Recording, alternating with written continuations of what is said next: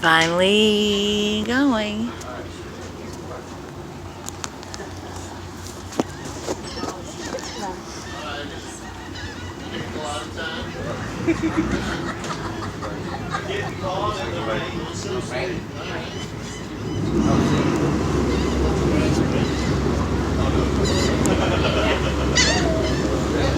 Yeah, when I went on tour up in Washington D.C., we rode on a pirate ship. They had a band that did like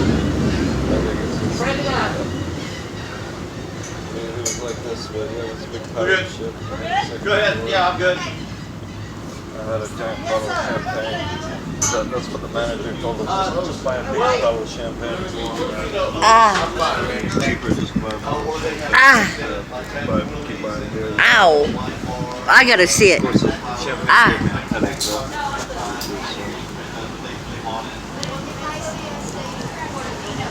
Going out on the ocean.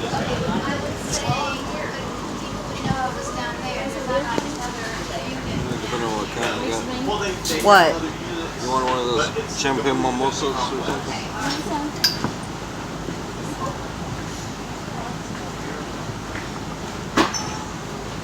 Now keep your eyes open. We had the dolphins following us almost all the way in. So if you see the dolphins, we had a couple of really big males that were jumping and splashing by the side of the boat. Oh, wow.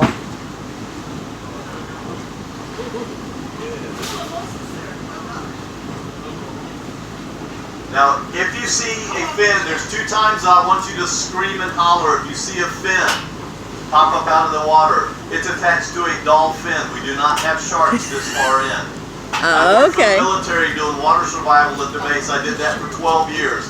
In that time, I saw 3 sharks. 2 of them were about 1.5 feet long, and we had 1 big boy. It was a big, a very, very big one. So in 12 years, I saw 1 shark, and I was out there every day. So we just don't have them in here very often. Now, so if you see that fin, point, scream, and holler, dolphin, and we will go check it out. The other time you're allowed to point, scream, and holler is if your husband falls in the water and you want him back. I go on vacation, it gets tense sometimes, and you just would rather leave him in the water, but, you know, let me know, and we'll go get him. All right? Keep your eyes open. We're going to go up here. I know those dolphins were around here somewhere. Flipper, come home.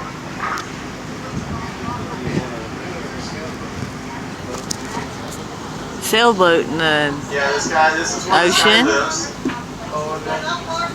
Yeah, this guy lives here, and he's got a little motor on the back. The mast is non-existent.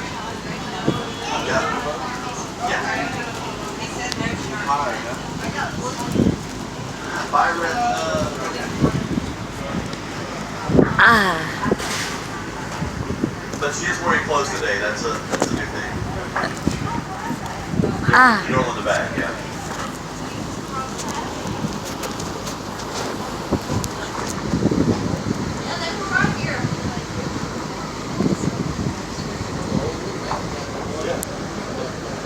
I don't either. That's when I worked for the military, they moved the entire water supply to Seattle. I said, y'all have fun? No. They wanted me to go, and I was like, oh no. I had to do a diabetic certification for NOAA, and they sent me up there February 1st to the 14th. I don't have to even go back. I've seen all of Seattle that I can see.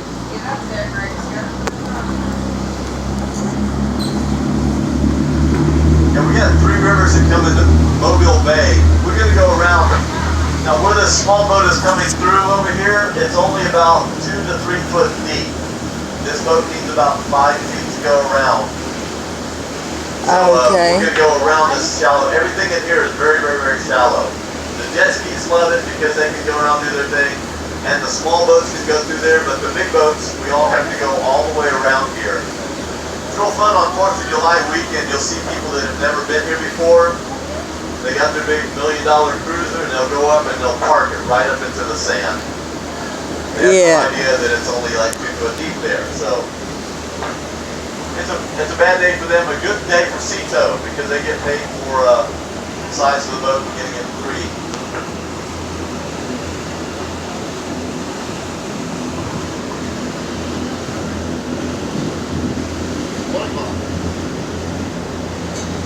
Got him at 1 o'clock?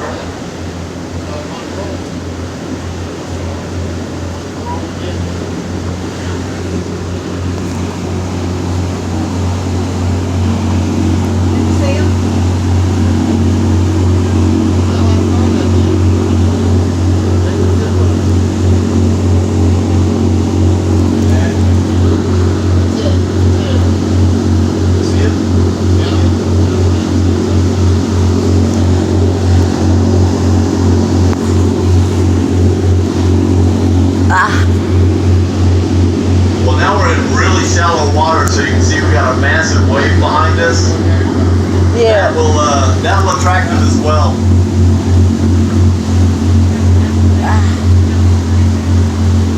They can't resist the big wave.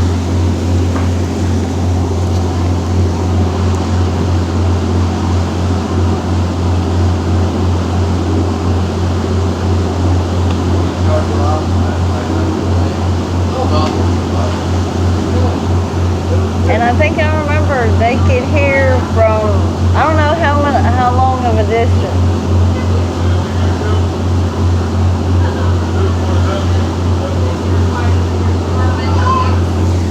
What?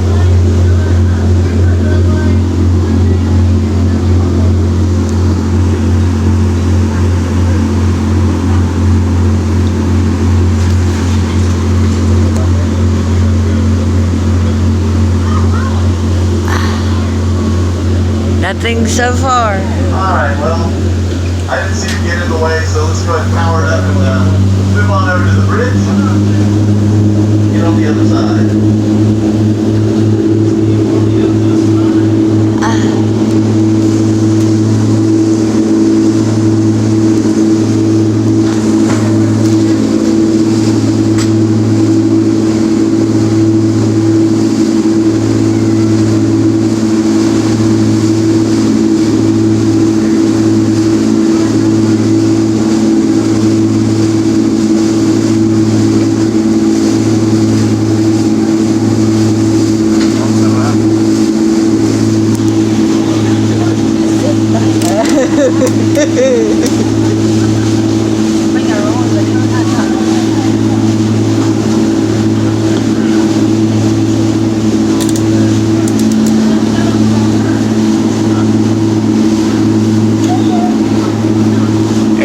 Put my thing on my wrist. Huh? Hold on, I'm doing a video. Or I'm trying to do a video. But hold on, let me grab it good.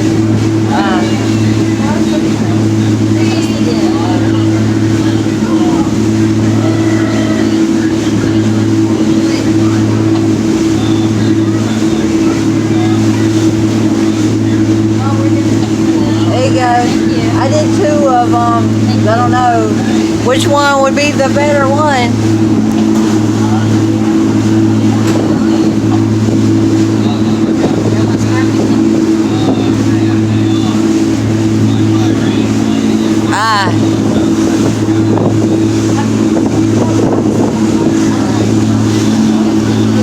Look how little the buildings are.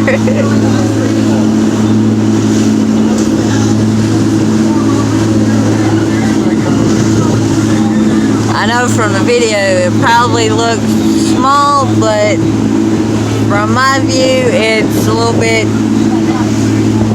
whoa!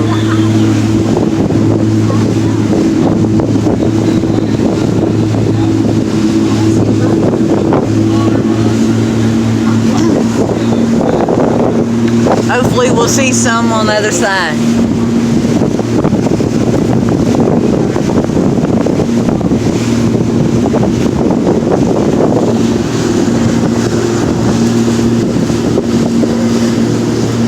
Those of you staying on the Pensacola beach, it's really neat. What you don't realize is on most of that beach is only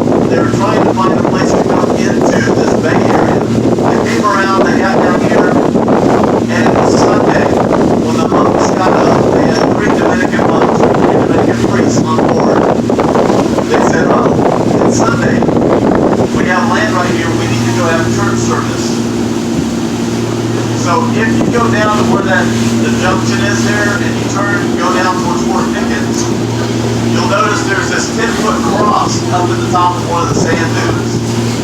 And that is where they had the first church service, Christian church service, in the New World. Oh. Up here on the beach. So they had church service on the beach. Now if you listen carefully, you'll hear the boat echo off the bottom of the bridge.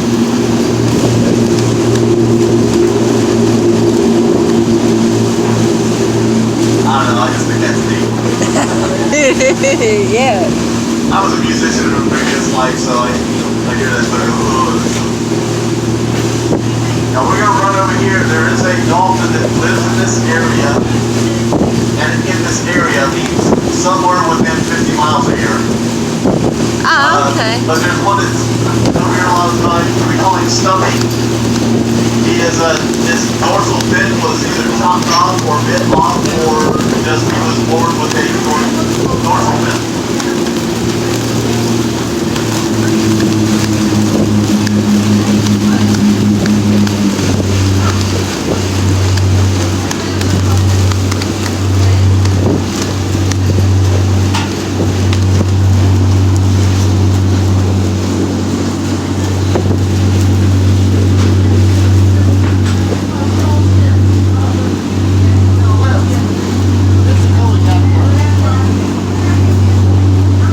Pensacola Yacht Club is, well, when we get further over into the bay, you'll be able to look up, and it is up at the mouth of Bayou Chica,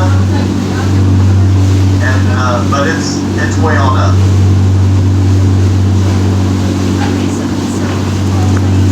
It's on that side. Yes, it's on that side, but it's on the other side of the bay.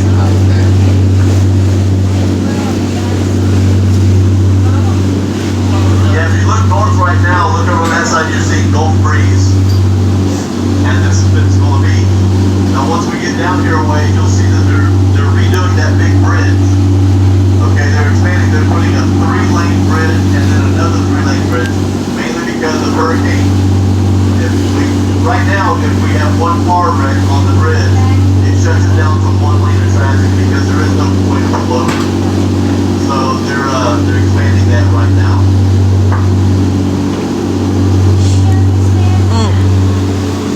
What operation because I don't go to Pensacola very often. And so every time I go, it's so much different.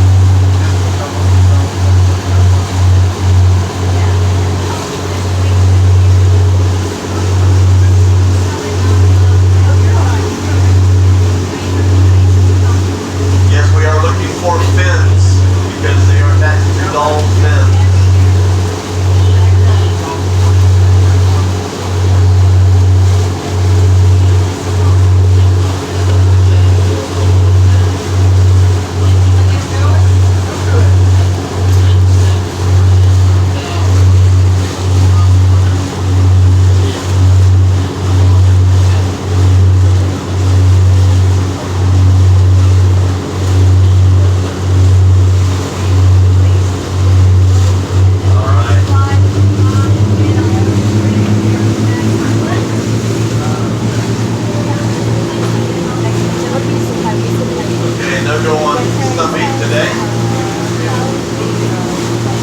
Might see them a little bit later. Now the dolphins here, the pods, people look at a pod like it's a family. And it sort of is, but really what makes a pod is having about 3 or 4 dolphins. It's not like there's a man and a woman and a baby, and it's not like that. Pods are extremely loosely based. Dolphins are not monogamous at all. Not even close. They, when they're out here, usually in the morning and this time of year, it's the spring. This is the time when they are breeding. Now the males will actually bolster themselves up and, you know, flex and do all that kind of stuff, and they're trying to show off to the females. Because the female will eventually pick one of the dolphins. Now she will wrestle with a lot of dolphins, a lot. But they have the ability to go, thank you, no, thank you, no, thank you, no. But then they can go to the one and go, yes. And then she will have a baby with that dolphin. Now she'll continue to play even after that and just reject it. But she can choose who the baby daddy is. Oh, okay. So when a dolphin becomes pregnant, she's pregnant for 1 full year. 12 months. Wow. Yeah, I usually get a moan from most of the women from that. They're like, no. But once the baby's born, they're going tail first so that they don't drown. Then they go, oh yeah, you look at that big, huge house in front of us. That is Fred Levin's house. Fred Levin's a local lawyer. He's the guy that sued the tobacco company for $20 million. Wow. In doing that, he ended up getting a percentage of it. I think he ended up close to $1 billion. But, yeah, but that has something to do with that. But then again, I have to hand to him. He did take $10 million and gave it to the college. Right, and also it's not a lot of the problems that are happening. Yes, he put it into a lot of the problems, a lot of the tobacco issues. Now they have to put all the warning signals and signs on it. But the other thing was, when he gave that $10 million to the college, that goes for underprivileged kids that can't afford to go to college. So, I mean, I got to give you props for that. You just don't give away $10 million easily. I don't. Yeah, next time I get $10 million, I'll let you know. I'll give it to Tabitha. Now, if you look at the end here, you can see the glass house. You can't throw stones if you live in that house right there. Glass house. That's the glass house. Yeah. The guy that owns that, the person that lives on the other side is suing him because the reflection of the sun was hitting his house on sunset. He couldn't see anything. So the guy said, how much do you want for your house? He bought the guy's house and then bulldozed it, and then he built a small version of the glass house beside it. So, and there's a pool in between so you can swim from one house to the other. Oh, that's cool. Okay, what do you think he does? His grandfather invented the remote control garage door opener. Oh. One idea. It just bedrock. It's one idea that you can live in a glass house. Wow.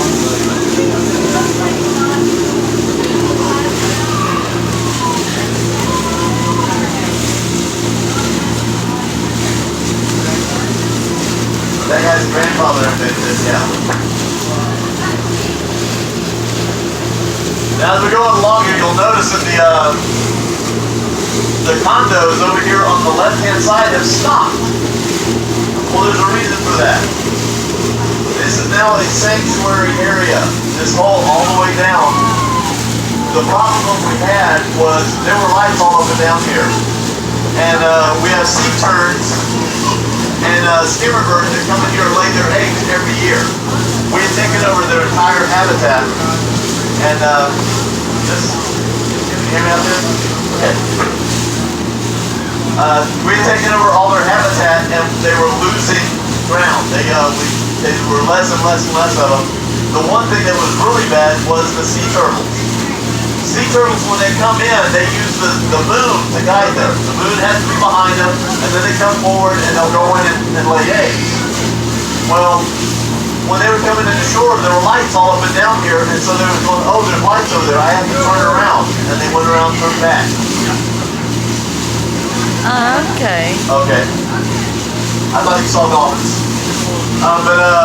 So what ended up happening for about 30, 35 years, we had lights up and down here, and the turtles were going back out to sea and just letting loose of all their eggs. We had no turtles returning to the shore here and laying eggs. When a turtle is born, it has some kind of compass in its brain that it knows it has to come back and lay eggs whenever it was born. When they finally took all the lights down and made it a sanctuary area, that first year they had 5 turtles come in and lay eggs. Oh, now wow. we're having 40, we had 41 last year. So, Wow. it is, yeah, and it's a success story. Noah knew what they were doing and it helped them. So now, they did make it this year where we cannot go out. We have volunteers that come out and check for sea turtle eggs every day, and they started laying 4 days ago. Wow. Coming in and laying more and more eggs. Now, before, if they laid eggs in an area that was prone to flood, we were allowed to take them and move them to someplace that will not flood. Now, NOAA says we cannot do that. But we can still go out as volunteers and walk beside the turtles. We can't pick them up. No, we can't pick them up. But see, before what happens is they would hatch and they would come out and birds would come down and eat them. But if you're walking beside them, the birds won't come down. So we are still allowed to guide them out, but we just can't pick them up. Oh, okay. Usually you're looking about 35 to 60. This depends on the female, the size of the female, but it's a bunch of eggs. Wow. The old timers used to come out here and dig them up and eat them. That was, yeah. And I've actually had green turtle soup, but I had it down in the cave where they raised them for farmers. Now, over on the left side, all of this is sanctuary area. It's all controlled by the government now. Will never be anything built here. During season, you see how fast these cars are going? Yeah. The speed limit once the hatchling starts coming out is 20 miles an hour. Wow. 20 miles an hour. You gotta, if you want to go to Fort Pickens, you might well bring a lunch because it's going to take you that long to get there. Ah, okay. By the way, it's 25 now. Yeah. Where the bird area is. But if you haven't been there, it's really worth the trip. We're going to make it down to Fort Pickens and you can see it from the water side. But actually being in there is really something. It started in the American Indian War. They had a fort there. Imagine Indians know how to make fire, so they burned it down. Then they built another one. It got burned down. Okay, they finally got a little smarter and they hired a French engineer to come over and build the fort they have now. It took 2.1 million bricks to Wow. build it. So while we're going by, I'll give you some more details on it when we get closer. You know that dolphins are smart. Yeah. So while we're going around here, I go by these the buoys around here, the green buoys and the orange buoys, or red buoys. I go look at those because they'll go by those and see if there's anything hiding down at the bottom. The other thing that they do a lot of is they will go up to a fisherman. They know that fishermen will catch fish. Sometimes they're small and they'll throw them back. Dolphin considers that a buffet. Yep. I'll take it. I got it. Now, the bad thing is once you realize that you're fishing and you get a really good fish, they'll take that one too. They'll snap it right off and swallow it down. Now, one of the advantages dolphins have over us, just one of them, is that they have two stomachs. They have one stomach that can hold food that will slowly digest, and one that actually digests all the food. I saw a super male, a dolphin in the Bahamas. He was about 12 feet long, massive. He was part of one of the dolphin groups that I swam with. And he started acting like he was going to throw up. And I was like, okay, if he's going to throw up, I'm going to get on the camera. I'm going to get video of this. So he went back and forth, and he spit it out. And you see Daffy Duck when he takes the fish and he pulls it out, and it's just got bones on it in the head. Yeah. It's exactly what it looked like. Wow. And I was just fascinated. I thought that was the coolest thing ever. So I went to Dr. Margot. I said, hey, you got to check this out. And I showed her to her. She goes, yeah, that's what they do. No. They eat fish. She goes, no, they don't chew fish. So they eat it whole. Well, its head was too big to go through his body. So he digested it, and then he spit out the bones. He used everything that he can out of it. Oh, okay. Now, dolphins, because they're mammals, they have to have food, they have to have air, and they have to have fresh water. The way they get fresh water is the fish that they eat, they absorb all the fresh water out of their blood, out of their body. Everything they can get out of it, they use as nourishment. And then if it's too big to go through their body, they just spit it out. Oh, okay.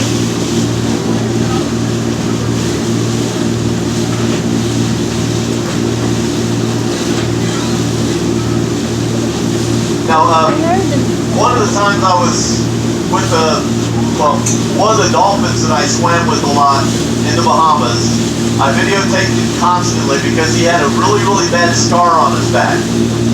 He'd been bitten by a shark. And I asked the doctor about it and said, he goes, oh, well, when they get bitten, they can actually, they get cut, they can shunt the blood flow to that area and it will stop it from bleeding. And then they can make the skin grow on top of it. I said, well, how long does that take? He goes, oh, about 8 hours. Wow.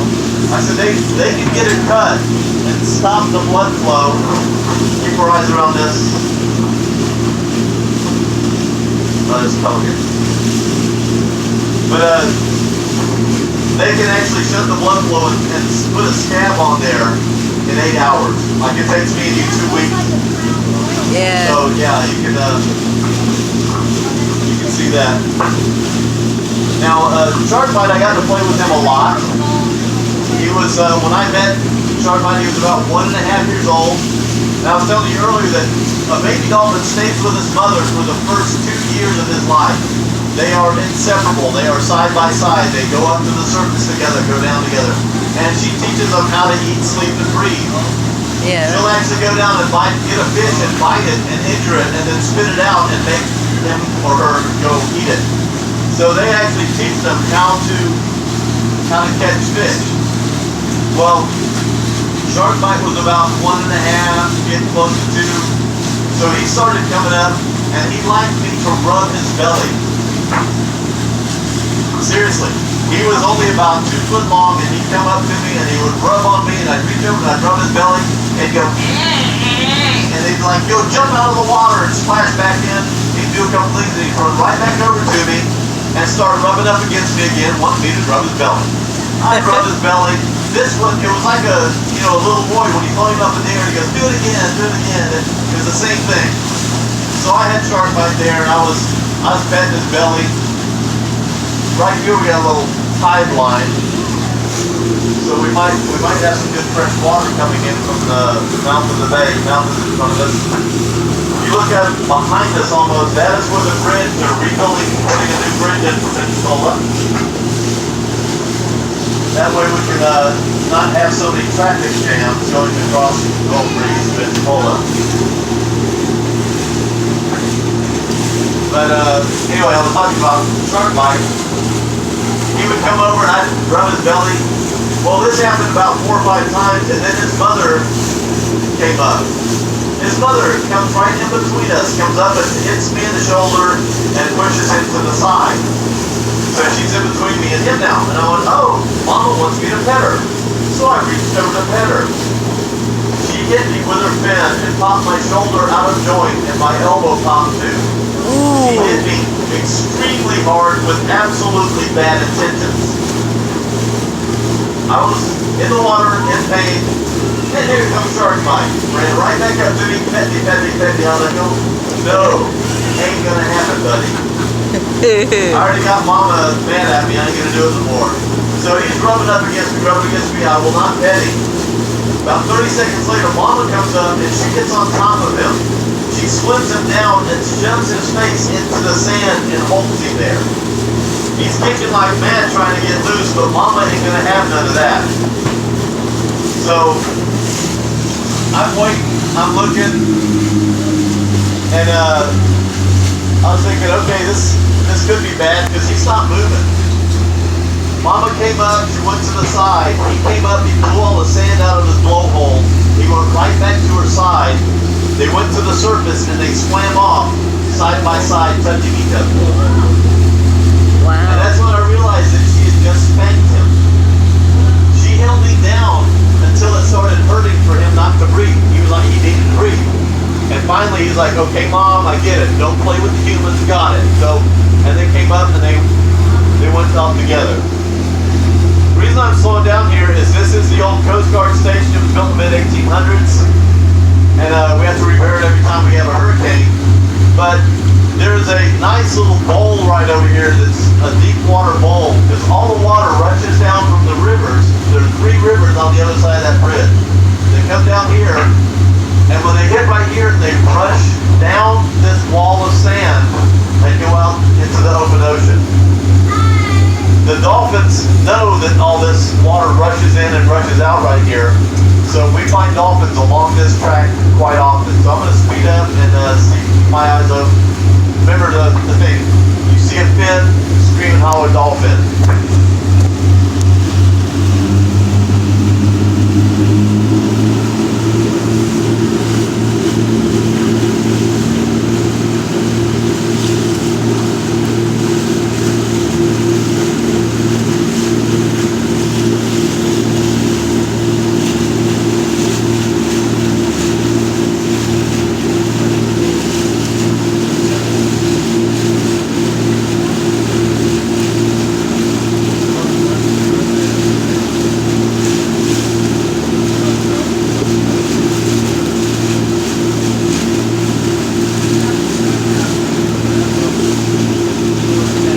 Summertime, you see this little sandy hill here. Kids will get little boogie boards, get on the top of that and go down that. They hit the water and skip out into the water right off this little ledge.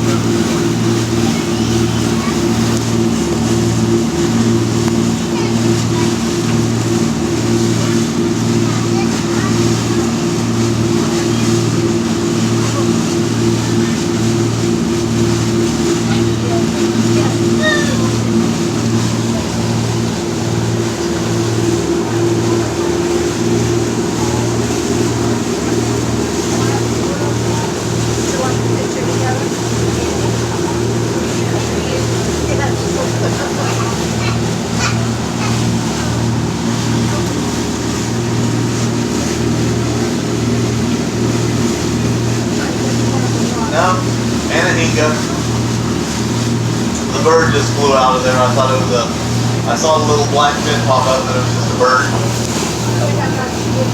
We have a lot of seabirds around here. All the ones that you heard of the ospreys, we have plenty of ospreys around here. These guys got fish on. I don't see any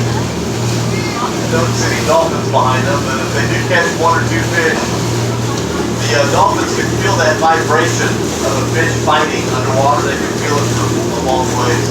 And they'll come over and check them out.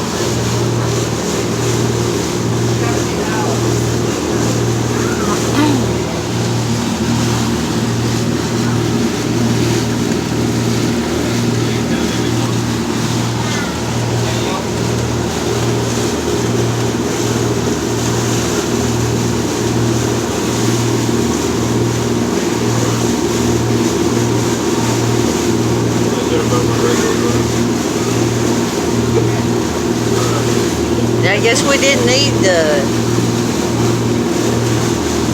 sunscreen, I guess.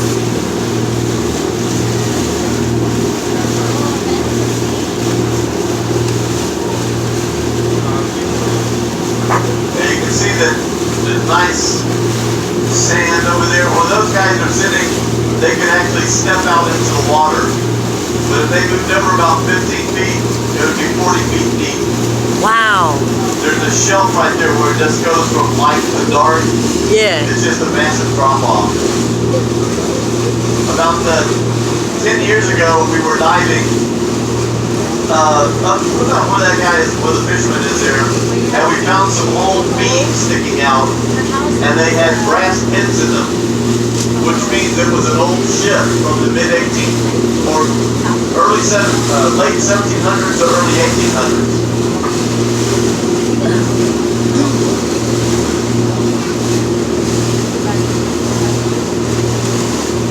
Just last year they finally found the entire Luna fleet.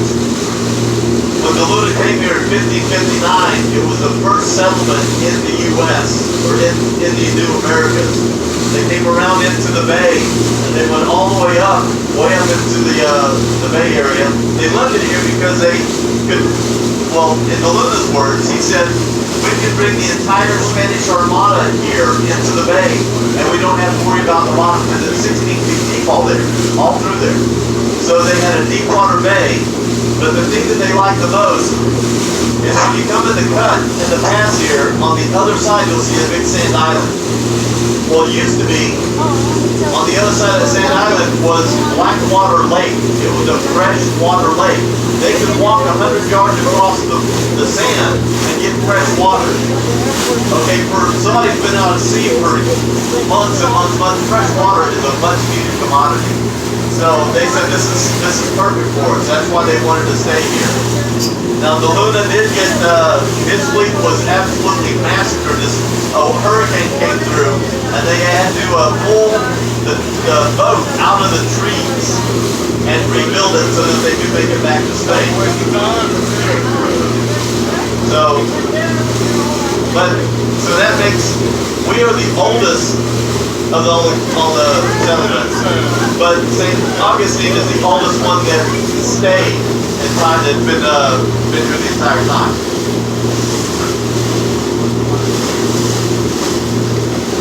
Alright. Right here is Fort Pickens.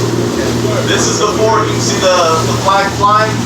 Fort Pickens was actually in use up until World War II. It actually was used during World War II. They still have all the guns out there. One of the we gotta go there. When they built it, it was 2.1 million bricks. Well, they blew about 200,000 of those bricks blew away because you see the big hole in it? That wall is missing there.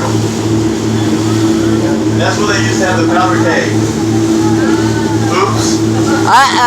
No smoking. Strictly enforced. Well, I actually found some of those bricks over there. When I was working in AES, there were some bricks that were blown all the way over there. Now, World War II, they actually manned this to keep submarines from coming through the pass, and with good reason. In Mississippi, they had a a submarine ran aground in Mississippi River Delta. They ran aground on a sand flat. The U.S. went out there and grabbed all the guys that were there. Then they took them in for questioning. While they were in there questioning them, they emptied their pockets. Two of the officers on board of that submarine had tickets that they had gone to a show in Louisiana. Yeah.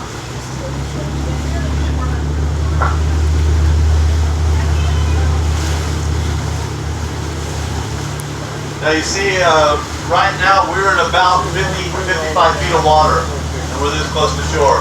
The water rushes in and out right around this point.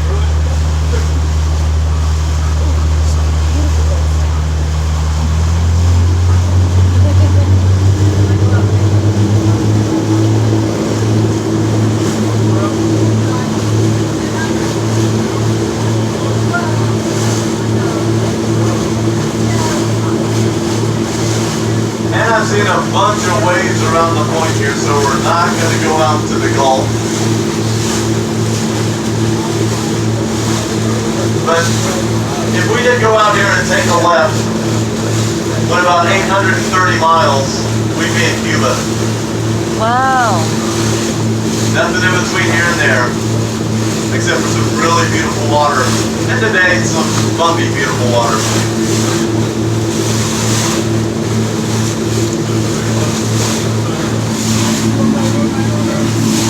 Now it might get bumpy going across here because we are sort of getting some of the waves out of the open ocean. If you want to have one hand for you and one hand for the boat, or just have a seat for a minute.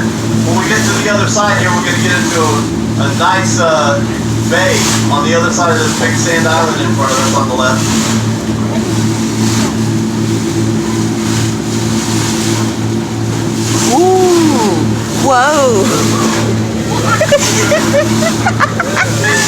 Alright, hold on to something now. Everybody dance now.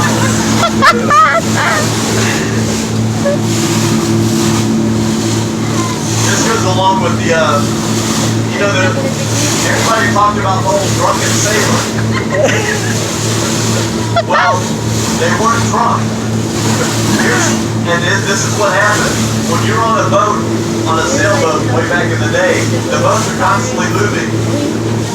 The guys that were coming off the ship were used to moving constantly. When they got on the land, they would actually get land sick because it wasn't moving.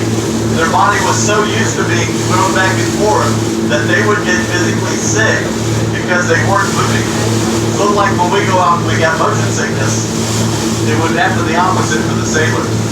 So the sailors were walking down the street, they lean this way and lean that way. They thought they were drunk, but they were really just not used to standing still.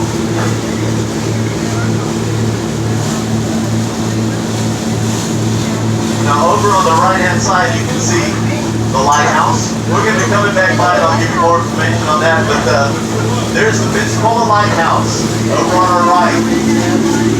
It's 189 feet tall. One of the best things you can do there is on the days that they do the show, on Tuesdays and Wednesdays they do a practice show. You can pay to go to the top of the lighthouse and watch the entire thing from the top. It makes, it's a really unique viewing because a lot of the maneuvers that the Blue Angels do are only 50 feet off the water. So you're actually looking down at the Blue Angels as they fly by. You can think, it makes an incredible picture. Okay, I'm gonna stop and just take pictures if we see anything. Now this is the